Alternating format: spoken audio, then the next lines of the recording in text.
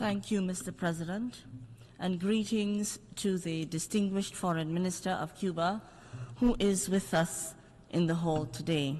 Mr. President, St. Vincent and the Grenadines aligns itself with the statements delivered on behalf of the Caribbean Community, CARICOM, the Community of Latin American and Caribbean States, CELAC, the G77 and China, and the Non-Aligned Movement.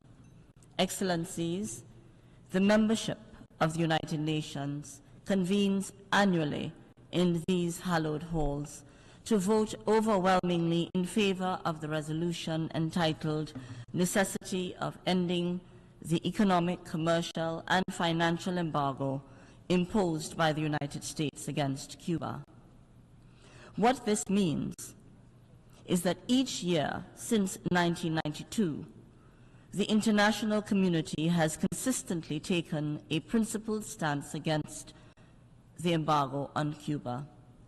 This opposition is steeped in the understanding and recognition that these extraterritorial and unilateral coercive measures imposed on Cuba by the United States are not only anachronistic, but are also grave violations of international law, including the Charter of the United Nations, which threaten the sovereignty of the people of Cuba. International law, including the Charter of the United Nations, serves as the backbone of our civilized society, reinforcing global peace, stability, and security. To function effectively, however, it must be equally applied, upheld, and adhered to. Great powers can neither be permitted to exploit nor manipulate international law to serve nationalist agendas or promote political jingoism. The embargo persists as a policy in search of a legitimate justification. At one point, it was enacted to contain the unsubstantiated security threat posed by Cuba. At another, it was to thwart the perceived ideological menace of communism in our hemisphere. Then it was in retaliation for expropriated property. After that, to establish a particular type of democracy. Today, we hear of human rights.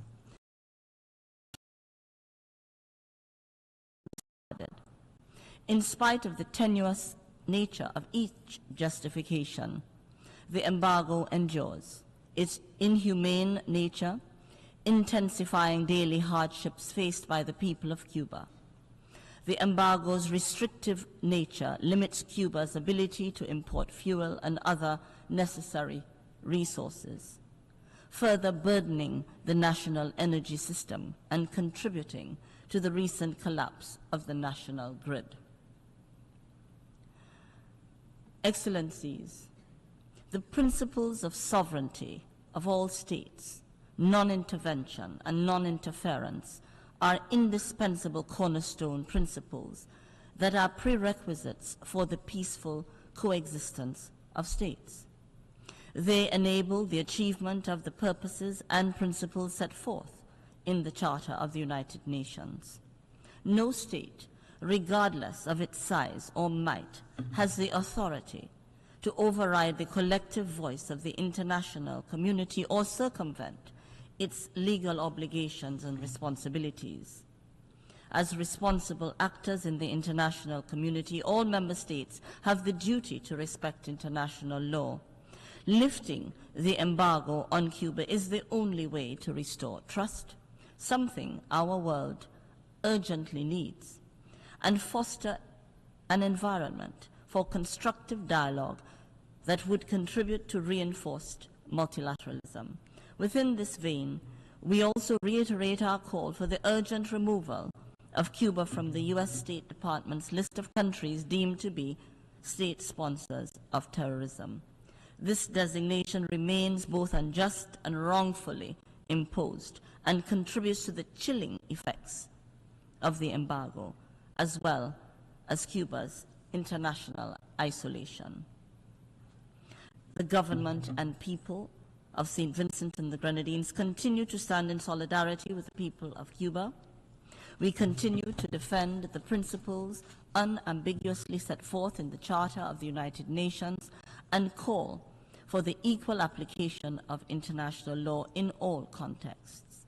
Within this vein, we echo the overwhelming calls of the majority for the immediate removal of these illegal and unjust measures. Peace profound still, and I thank you. I thank the distinguished